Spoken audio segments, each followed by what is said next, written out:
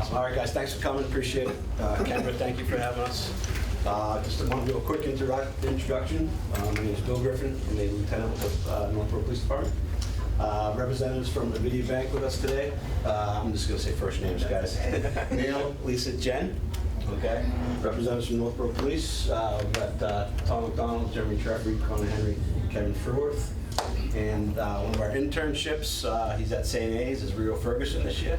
He's going to do some pitches for us. And Rio's a graduate of Algonquin, played football up there, and he's now at St. A's studying and future law enforcement, I hope. So that's our representatives today. And today is just scams and frauds. Right now, Northborough, last year, 2023, the police department took about 150 scam fraud reports. Yeah, this year we're about 60, so you can kind of see the average is about 150 per year. Me personally, I've been involved in quite a few. The one that comes top of my mind is actually was a family I grew up with. Their kids, they had 4 boys, and I grew up with their family. And this lady, I'll keep names out of it, but she called me personally, and she made a report, but she said, I just got a call from my grandson, and he said he got in an accident, and his friend's father is a lawyer, and he wants to take the case, but he needs money to bail her grandson out. And the person she spoke to sounded like was a male, was a young male, but she said it didn't sound like her grandson. So she said, it doesn't sound like you. And he says, oh, I have laryngitis. That was the key. And she's okay. She's more concerned about he got in an accident and his safety. So, okay, so he says, Grandmom, let me talk to, let me have you talk to the lawyer. So she passed the phone to the lawyer, said his name, said his whole thing, and said, you need to come up with $9,000 and mail it today via the Postal Service, and mail it to an address in Florida, and we'll bail him out. And you're under a gag order. You can't say anything. You can't call anybody, or else the bill will be revoked. So, she did it. She went to the bank. She went to St. Mary's. She didn't go to Avidia. She took out $9,000, and they said put it in a box. And they said it needed to be 2 pounds for insurance purposes. So they said put 2 books in it, in this box. So she put 2 books and $9,000 in cash in the box, and she shipped it off to an address in Florida. So she called us. We grabbed the address. Prior to that, they said they got arrested by a town close to us. So we called that town immediately and said, hey, did so-and-so get arrested for an accident, being in an accident? And they said, no, sorry, we know scam one. There was no accident. There was nobody hurt, no accident. So then we called this Florida Police Department that the address was, this box of money was going to. And we had them run to the house and see if we could intercept it. FedEx was delivering it. They delivered it prior to us locating the box, the police department. They delivered it to a vacant house. That was the address. FedEx delivered it, didn't need a signature, put it on the front doorstep, and a runner car comes up, snags it, gone. $9,000. It was $9,200 just like that, because unfortunately she fell for my grandson is hurt in an accident, and your mind goes, I'll do anything to help him out, and it was a scam. So that was the one that comes to my mind immediately. That happens, like I said, we get 150 a year. And then we're gonna have each of these guys talk quick. I'll have Neil speak quick. But just, if you think it's suspicious, this is kind of my message today. If you think it's suspicious, somebody's texting you, somebody's calling, some utility company's calling you asking for money, and it just something goes off that might not be right, call us. Call us. Don't send money. We're going to do questions at the end. We're going to do questions at the end, but it's probably it's probably a scam. Don't fall for it. Call us. We'll come down. We'll assist you, and we'll talk about a couple different other scams that are going on. Another one right now is happening is with FedEx. Speaking of FedEx and Amazon, And what's happening is you know everybody's ordering off Amazon today, deliver packages, and they deliver them to your house, right? But what's happening is there's a follow car that follows these trucks. As soon as they see the truck sign off on it, put it on the doorstep, that car's coming right up. Guy jumps out, he snags the package, and they take off. We just had one recently on Crawford Street, and we got a good picture of the guy running up to the thing. We sent the picture out to area police departments, and we couldn't identify the guy. But that's happening now too. So if you're getting something delivered, you know, try to find that exact time it's being delivered, and once it's out there, try to grab it quick, because it could be snagged. So that's my story there. What I have, Neil Buckley from Avidia would just like to jump in and. All right, I will. So, May, thank you.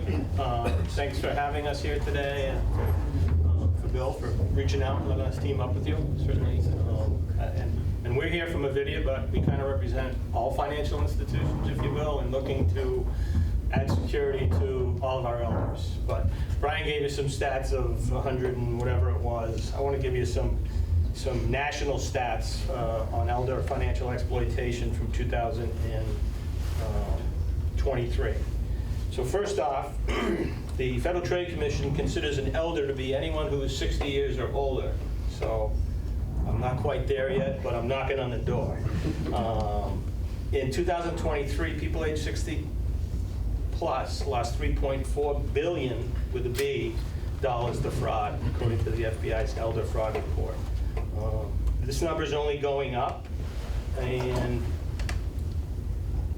Bill talked about 100 and some odd cases. 2/3 of cases don't go reported, okay? Because of embarrassment or because of guilt, they don't even get reported. So the numbers are bigger than what I'm saying and bigger than what Bill's alluding to. There was 102,000 complaints from folks over 60 years of age. Again, the total loss was $3.4 billion. The average loss per person was $34,000. The number of folks who lost more than $100,000 was almost 6,000. The most popular types of scams that are out there now are tech support, romance scams, investment scams, government impersonators, the IRS. The IRS is going to come knocking on your door. They're not going to send you an email. Check fraud is still out there, and lottery or sweepstakes scams. So that's kind of the magnitude of what we're talking about. So I just kind of want to set the table with that information. And just piggybacking off of what Bill said, also, there's always an urgency.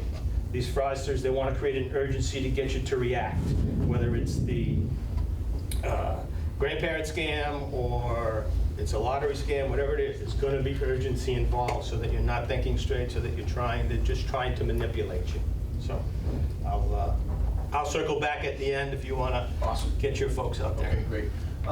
Besides the police department, can they come into a bank and just ask for, is this seem legit type of thing? Oh, yeah, oh, absolutely. Right, instead of absolutely. And these girls are awesome, and their staff is great, and if they have a question, they'll reach out to me. Great. I mean, it's all hands on deck. Awesome. All right, great. We got a couple personal stories that guys have been involved in specific cases. Officer Henry, Connor Henry, has one. Good afternoon, everyone. I'll speak to more of your utilities, scams of that nature. So this could be National Grid, Eversource, Verizon, all those sort of things. A lot of times you'll see the guys on the side of the road, they got their traffic vests on and their hard hats, right? Those are the guys that are actually doing the work. We've had a few instances where someone that is dressed like that will come up to a residence, knock on the door, say, I am with National Grid.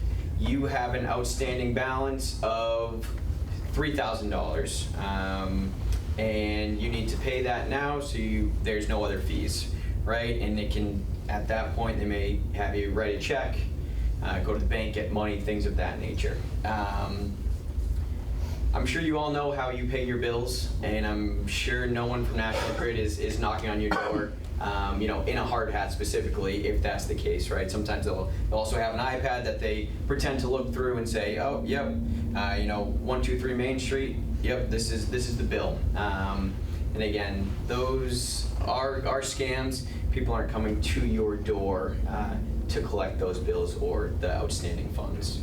All right? Awesome. Thanks, Harvey. Yep. Tom? Yeah. Side of McDonald's? Hello. So, I'm at the lottery. You mentioned lottery scams. That's we had someone in town who was upwards of $30,000 with a lottery scam, quote unquote. They won the lottery, got a phone call. $2.5 million, I think it was, they won, plus a car. But they needed to verify, his info and to pay for taxes on the vehicle or have it shipped. So they had to leave all this. So, long story short, almost $30,000. Untraceable out the window. And essentially, if you didn't sign up for any lottery, you didn't win one. No one's gonna reach out to you telling you, you know if you bought a lottery ticket or you put your name in, but if it's too good to be true, it most likely is. And they're not gonna call you with, you won $1 million, Publishers Clearinghouse, Ed McMahon's not coming to the front door with the check. So essentially, if you get a call like that, hang up. If it's really yours, someone will be in touch another way. That's more or less it. Common sense. Don't answer the phone if you don't know the number. Yeah. Side of the treasury? Yep.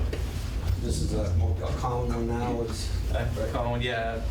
Neil Buckley mentioned the tech support one. Oftentimes people are seeing they're on their computers, on iPads, phones, and you get the pop-up saying this is Microsoft tech support. We've detected a virus in your computer. It's a very common one, and usually there's a phone number listed. Oftentimes people will call that number, and they're like, "Oh, let me run a quick scan on your computer," and a few minutes later, "Oh no, we found this type of criminal activity on your computer," and name whatever type of criminal activity you want to name. Typically involves child pornography or something of that nature. And they say, "We're going to need X amount of dollars to clear this off your history so you don't get in trouble." And obviously they play on the emotions, the fear, like Lieutenant Griffin was saying, and people are all too willing to pay those funds just to get that done. So when you're getting those tech support pop-ups, usually that's not how they come in. And typically if you get a virus, your computer stops working. It doesn't say, "Hey, you have a virus, call this number to fix it." So if you get those, you can have the Geek Squad at Best Buy or any other computer store, run diagnostics on your computer if you want to check it out. But those ones are scams as well. Awesome. Thank you. Detective Fruworth. Good afternoon, everyone. The way our system works is patrol officers will take the initial call of a scam. They'll come down and speak to the person that reports it. And then patrol unit will get forwarded to the detective bureau, and then detectives will do a follow-up on it. Sometimes we can subpoena phone records, but it's not a great result usually as far as where that call's coming from. Right. But first and foremost, I wanted to say, I know we're talking about scams, and we're here at the the senior center. It's not just this group. Everyone gets affected by scams, right? And I know embarrassment is a reason sometimes it's not reported. And oftentimes we do have an interview with someone who was scammed, and they feel like, I'm just going to use some of the words they say, "Oh, I feel so stupid, it happened to me." And we just try and reassure them that these scammers are good at what they do, because clearly they scam a lot of people. And we just want to help the victims. So don't feel bad if you guys are getting scammed. Anybody you know, still reach out. Let's see what we can do to try and stop the scam, right? So don't feel bad if it happens to you. But what I want to say is malicious links, right? So what does that look like? You could get a text message from an unknown number, and it could be like, "Your Amazon package can't be delivered. Can you click this link?" Or you could get an email that says, "Click this link." Don't click links you don't know. Don't answer the phone from people you don't have the number to. It's always better to not click those links, because if you click it, then it could maybe install some malware on your computer. They could ask for identifying information through that link. Now you're starting to enter your date of birth, your social security number, maybe your credit card information. Don't click links. We see it happen a lot. And one scam we didn't talk about is if you ever get a call from someone representing Border Patrol, and they say, "We have a package here, there's an arrest warrant out for you for drugs." These are just all start being red flags. If you guys don't deal drugs and you don't travel, shut it down, call them on their nonsense, and just give us a call and we can help walk you through anything like that. So no links, no phone calls from people you don't know. be good to go. And don't feel bad if it happens. Happens to everyone, so. Awesome, Ken, thanks, appreciate it. That's a good one, red flags, like we said. One more quick thing to touch on, 'cause the types of scams, they're constantly changing, and like Lieutenant Griffin was saying, they are so good at what they do and getting you guys afraid because you get emotional. When they started asking for payment methods, that should be a red flag too, because a lot of the payment methods that we're seeing is, sometimes it's cash, like Lieutenant Griffin's story, that was cash. Sometimes it is cash, but no one wants cash shipped in a box with 2 books in it. That's not how anyone wants to get paid for anything. Nobody wants to get paid with Bitcoin through a Bitcoin ATM. No one wants to get paid with Apple gift cards, stuff like that. So when people are asking you for, go get me $3,000 in gift cards from CVS, scratch off the thing on the back and read me the numbers, those should be red flags that it's a scam as well. It should pop out in your mind that might be a scam. And I can tell you the banks have started doing a really good job when people go in and try to take out a large sum of money of asking, what is this for? Do you know who it's for? I know a lot of stores, if you go in and you're buying gift cards, do you know who this gift card is for? That is a common question that is asked. Or it's sometimes like CVS prompts you on the screen, you gotta confirm that you know who it's for, because they've caught on to this the way a lot of scammers are trying to get paid, which is no legitimate business or reputable business is going to ask for a payment through a Bitcoin ATM or gift cards. Awesome, thanks. Good stuff. Just if I may jump in to piggyback on that's great information. They're kind of upping the ante. They are very well trained. They are very well coached, and they'll manipulate you, as the girls will tell you when you come into the branch. They'll tell you what to tell the folks in the branch, so that we don't become suspicious. But they'll jump in. Aside from crypto, and I have a handout for everybody. Precious metals and gold. That's where we're going to now. And they'll send a courier to pick it up. They're using AI more now too. Even they can emulate other people's voices. Right. The whole thing. So it might even sound like your son or daughter on the phone, saying they need help or money. But if that's the case, give them a hang up on them. Call your son or daughter. If they answer and they're like, "I'm at work. What's going on?" They'll answer again if they really need you. If they're actually in help, they need you. It's no dire situation where that's it. You hang up and now they're gone. So just verify. Trust but verify. Thanks. Good, you guys can be up now. Okay. Who's going first, Lisa or Jen? So I guess both of our stories, one was the grandson was in a car accident. They came in to withdraw $24,000, and she told the teller that it was for her daughter to purchase a house. And Lisa and I questioned her about it because it was unusual activity for her. I mean, anytime someone takes out a large sum of cash, we question it. But she had said that it was a gift for her daughter.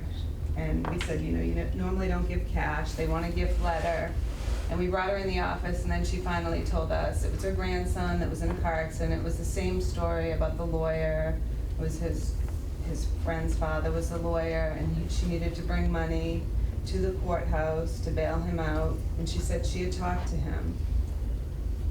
And then we asked her if she would call Native Police to see if there was a car accident that morning, which she did, and then they asked her to try to contact her grandson, and he didn't answer the phone, and then they called the high school, and he was in school, So they they verified that, okay, there was no accident, so that reassured her that, okay, he's fine. And then, just basic asking questions, and calming down, because some people, like you said, they get all upset, and there's all kinds of emotions going on. So we just have them sit a minute, think about it, and just talk it through. And once they start talking, they start giving us more and more and more information. And then she actually had a pretty decent suggestion, and I kind of think it's a good idea. Like, when your kids were younger, to protect them, so no one could pick them up at school that wasn't allowed, you had like a word or a phrase or something, like a security word, or that might be a good thing to have with your family members, just to be able to, Like, what's the word? what's the secret word, you know, or what's the word you want to tell us, so that then you know, okay, well, if you don't know the word, then this isn't my grandson, you know, this isn't my family member. Because it is getting really, really more in depth. More and more people, they have stories and they're being coached. They're being told what to say when they go to the bank. And it's just, there's just not too many people want cash for things nowadays. So it's just really hard to draw that line of if it is it real or it's not. But a success story. They Mhm. prevented this We woman from stopped, losing yes. $24,000. Right, and a lot of people do get defensive, and they don't Yeah. want to talk They to don't wanna us. answer our We've actually questions. had people say to us, it's none of your business. Well, those people, they lost money because they left, and we tried, and Right, and they were mind you, we- victims, they fell sorry. victims. Yeah, we can only do what we can do, and we try and we ask questions, and some of the questions are pointed. And we're not trying to, we're trying to give good customer service is what we're trying to do. But we're trying to create a little friction to slow, again, I mentioned urgency, there's always urgency involved. But at the end of the day, you know, it's your money, and we can't prevent you from taking your money. We can not do a wire transfer for you because we suspect something. We've done that before. Right. We can not give you cash and give you a check, things of that nature, but at the end of the day, those funds belong to the individual who owns the account. So we try to do what we can. Another one? Oh, I guess the second example is, and we do have a bunch of questions that we ask, and we try to go through with the customer. She came in wanting to withdraw $17,000 to purchase land from her neighbor, and it was just, it's an unusual transaction. It's not something that she normally would do. She never takes money out, especially that amount. So we went through all the questions with her, and she insisted that she knew this person, she knew him for a long time, it was her neighbor, she trusted him, she never purchased and sale or anything like that. And we went through all the questions with her, we had her sign the form, and she went and sat in the parking lot for 20 minutes, and then she came back with the money and told me the story. And it was the same thing, like Microsoft had her click on something and got in her computer and said they were gonna download child pornography, and she would be arrested if she didn't go to the bank and get this money. So, and she was supposed to go to an ATM in Pittsburgh, which I guess was a Bitcoin machine. Cryptocurrency, yeah. That's where she was taking the money. So, And again, with the urgency with these things, a lot of times the scammers, if they're texting you, they will continue to text. I've sat and interviewed a woman who was being involved in a romance scam, and the romantic partner was texting her, telling her how to answer my questions. I said, can I look at your phone? No. I can't do much more to help you.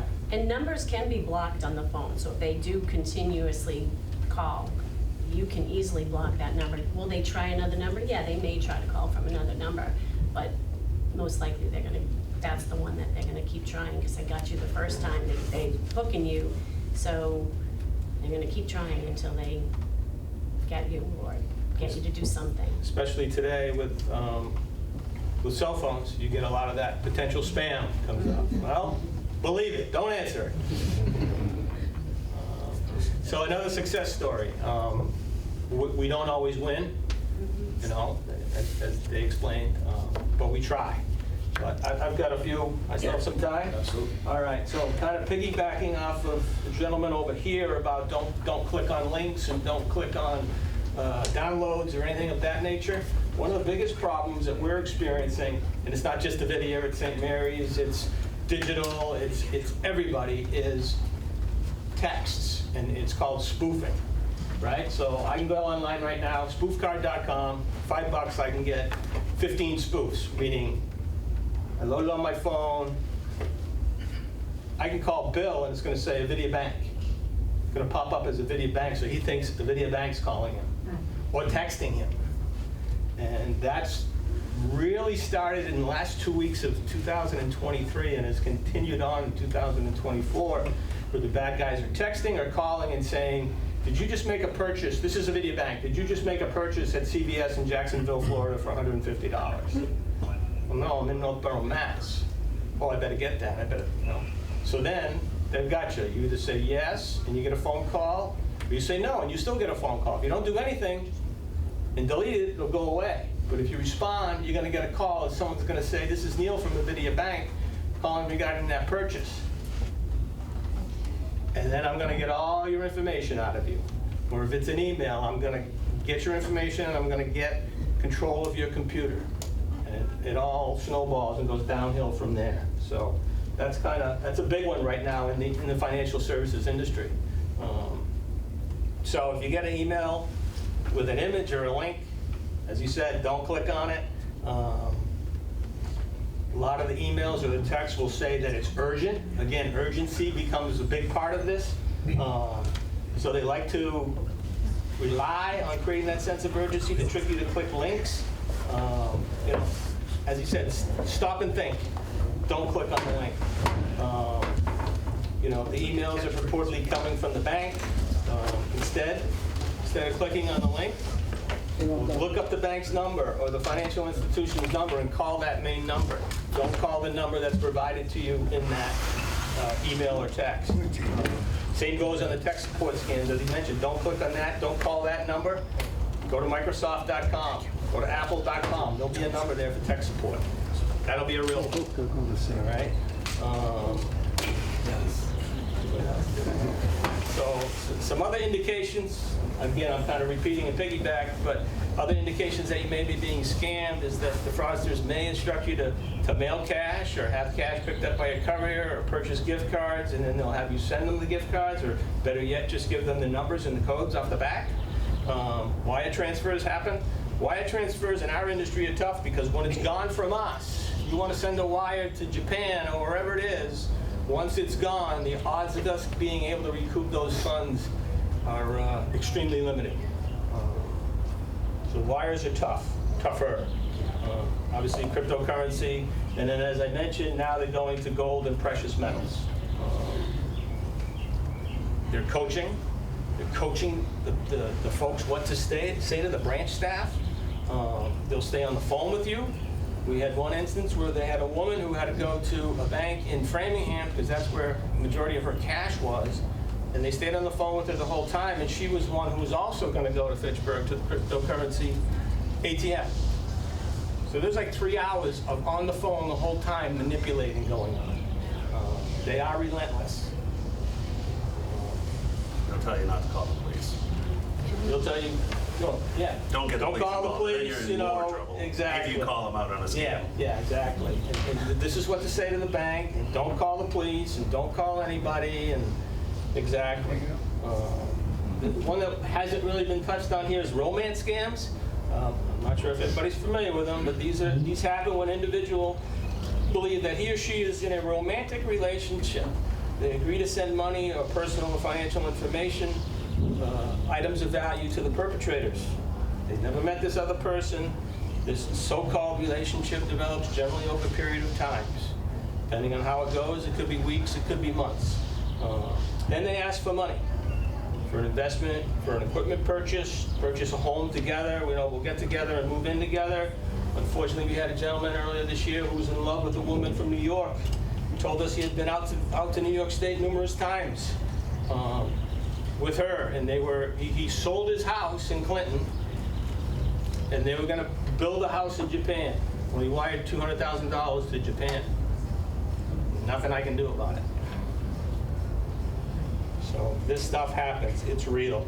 And once they get the money, they disappear. If they know there's more money, they're going to hang along. They're going to keep going and get what they can. But once they get it, then they're gone. So quickly, some tips to protect yourself. Government, legitimate businesses, they'll never ask you to purchase gold or precious metals. Protect your personal information, right? Name, address, social security number, date of birth, mother's maiden name, all that good stuff. Do not click on unsolicited pop-ups on your computer or links sent to you via text or email. Don't contact unknown telephone numbers provided in pop-ups, texts, or emails. Do not download software at the request of an unknown individual. And do not allow any unknown individuals into your computer.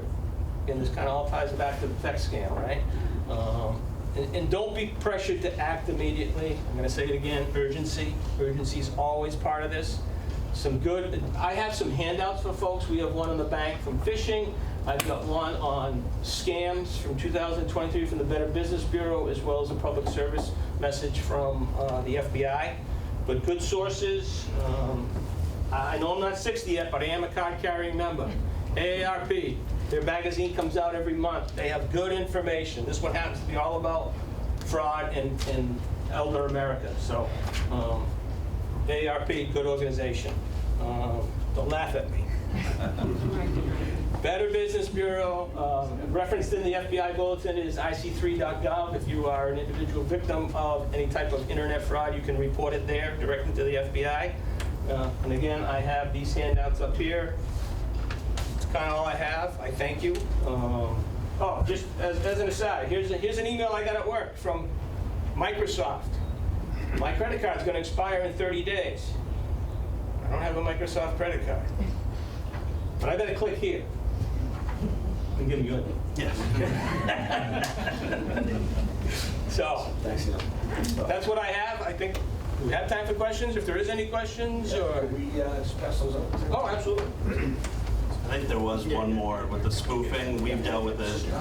It'll target you guys. Pass them around, if you would. Is, you know, we've had people call and it'll come up as Northborough Police and they're asking for money for like the PBA or Benevolent Associate, whatever.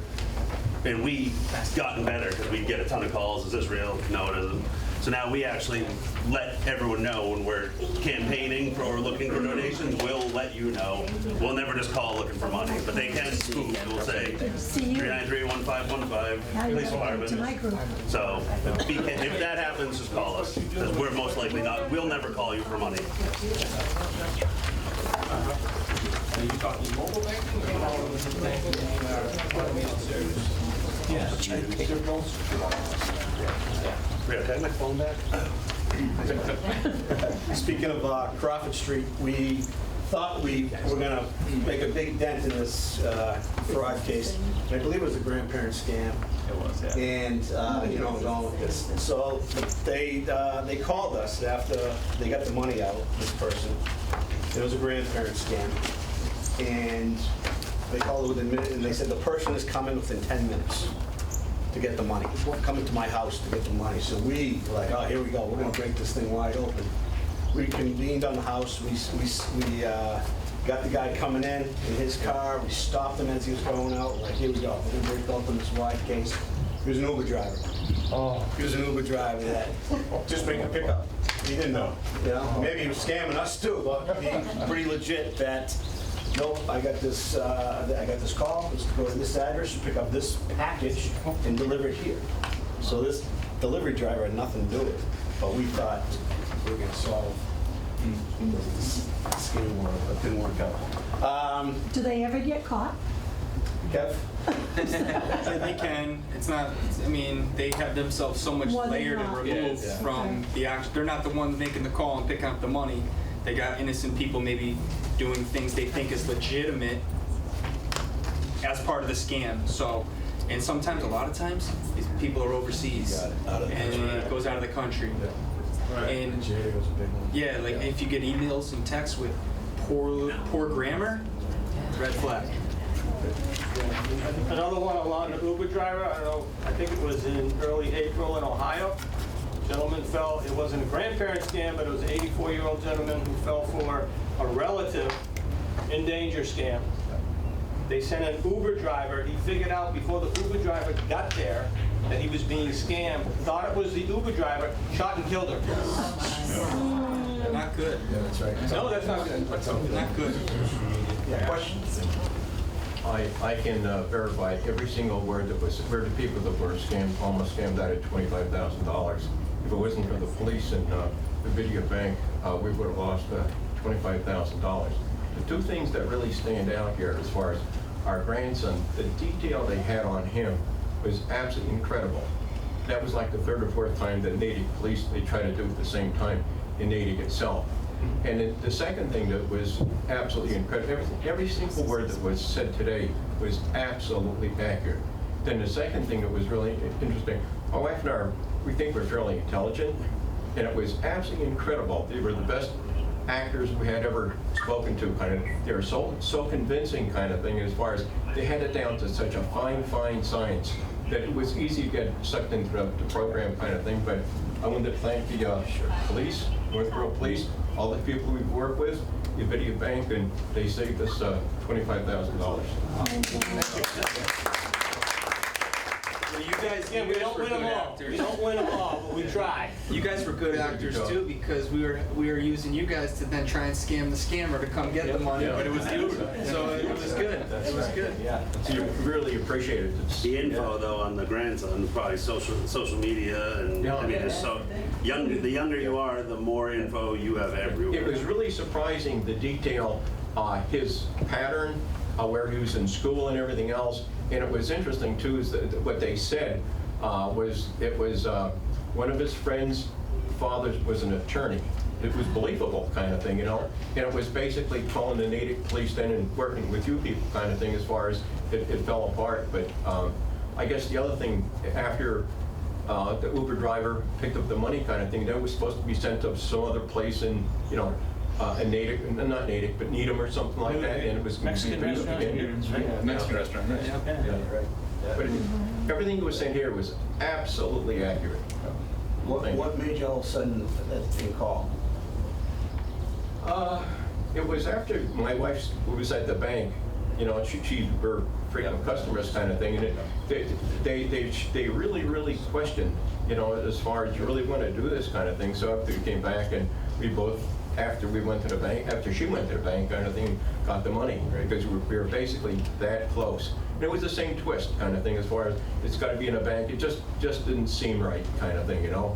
And then we went on for an hour, 2 hours maybe, with this. They kept on calling back and everything else, kind of thing. And then the Uber drive appeared in the driveway, kind of thing. It was just pickup money. That's the thing, we have great tellers, and we have tellers that have been at our branch for a long time. They know their customers. Right. They know you got, they know. And our head teller knew this was so out of pattern for her.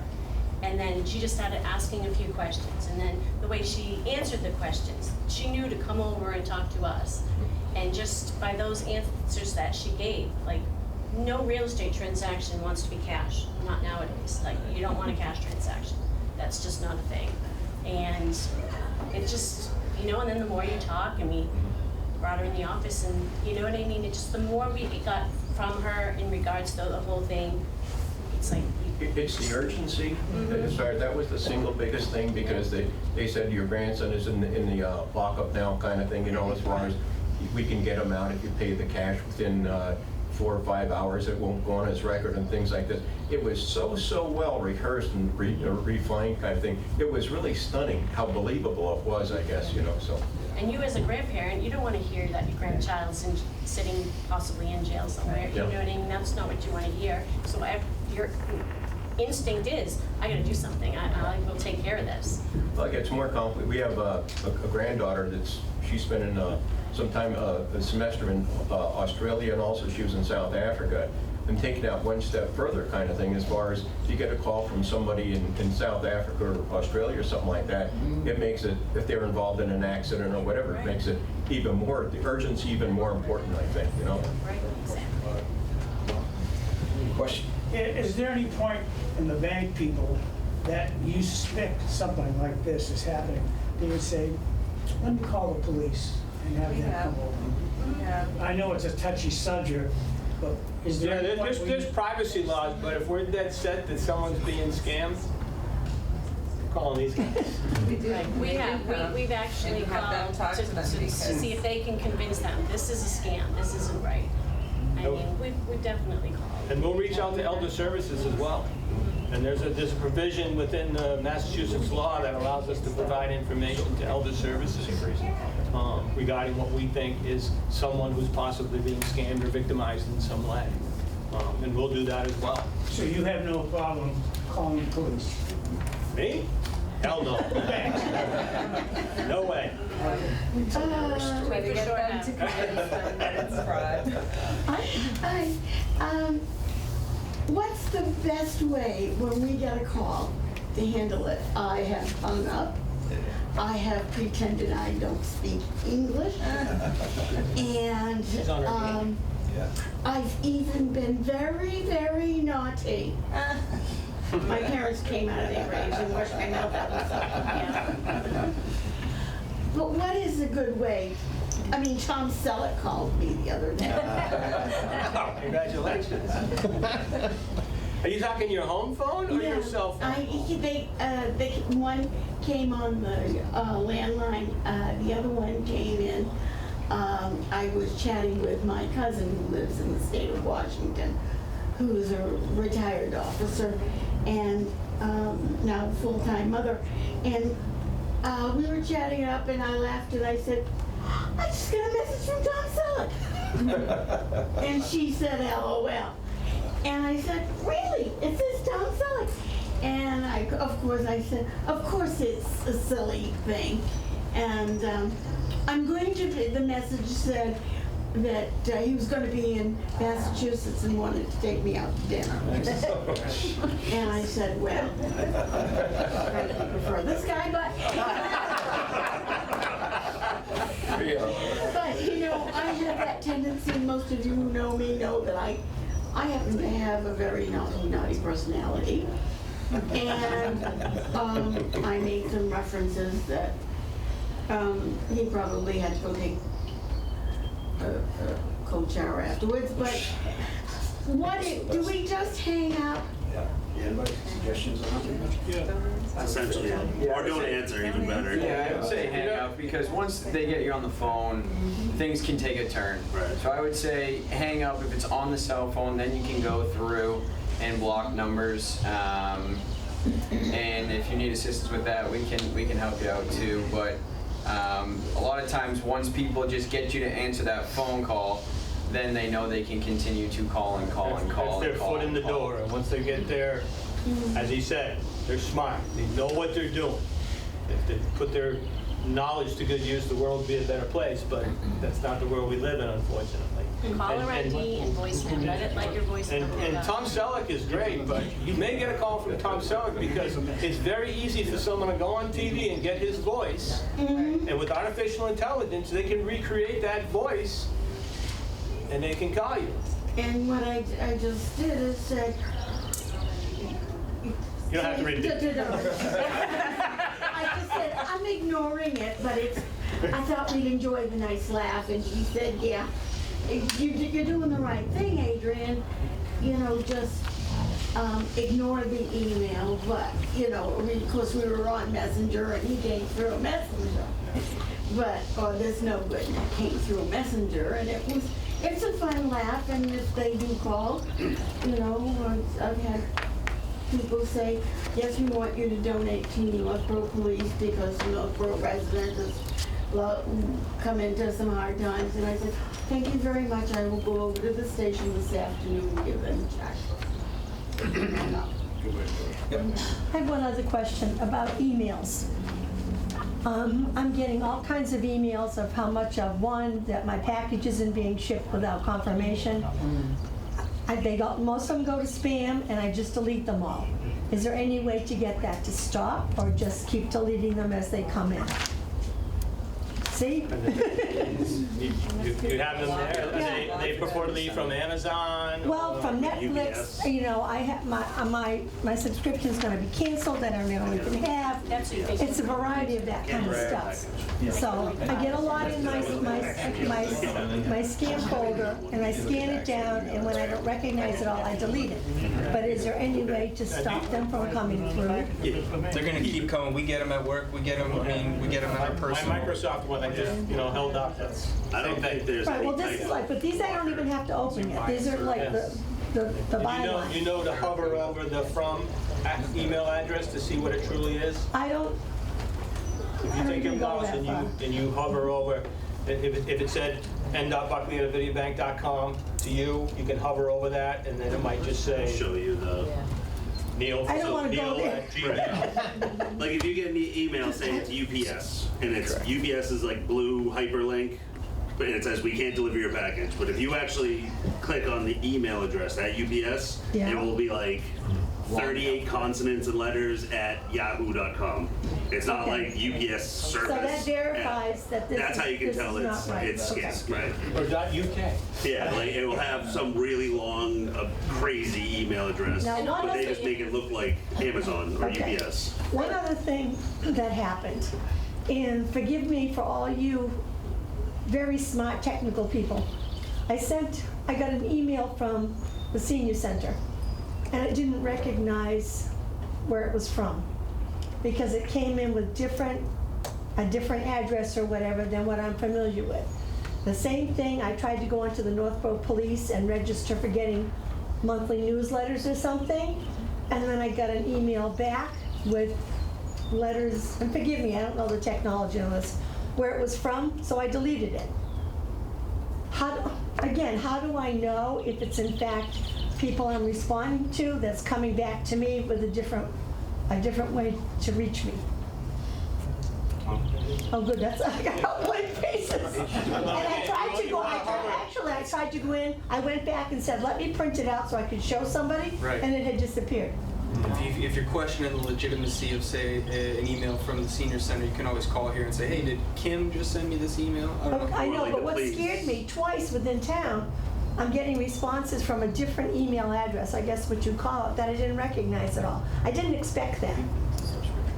The only thing I would say is if you are sending an email to someone from the town hall Yeah. to get onto an email chain, right, from the police department or from, they have like the code red, it would then put you into a different group that you would be receiving those messages from. Okay. So that would be the only thing. So if I said, I'm Connor Henry, I want to be part of the senior center, and I email Kendra, then I may get it from the actual senior center group Okay. that way. So that could be a reason why. Otherwise, if it's something police-wise, I mean, I don't really know it either, but you could bring it in. You could always come to us, show us, like, oh, This it's on is your what I phone. did. I went back in, I said, let me print this, Yeah, or email this it, response see what it and says. check it out, and it wasn't there anymore. So that even got me Yeah. more nervous about what it Without was. getting into your computer and going and Well, digging when in out doubt, what I you- just delete it. I figure if That's- it's important enough, they'll get back to me in another way. Precisely. The same with phone calls. If I don't know the number, I Don't won't answer it. That's it. I can't get into conversation, and if I don't like what they say when I answer it, I just hang And if up it's right away. something important, they'll leave you a Yeah, message. that's right. They'll find another way to voicemail, reach right. me, so, Exactly. okay. Well, thank you all. Thank you for Northborough Police for being here for us all the time. I appreciate that. Any questions? More questions? Good. Awesome, thanks guys, appreciate it. Thank you. Thank you. Thank you, gentlemen. Thanks, Joe.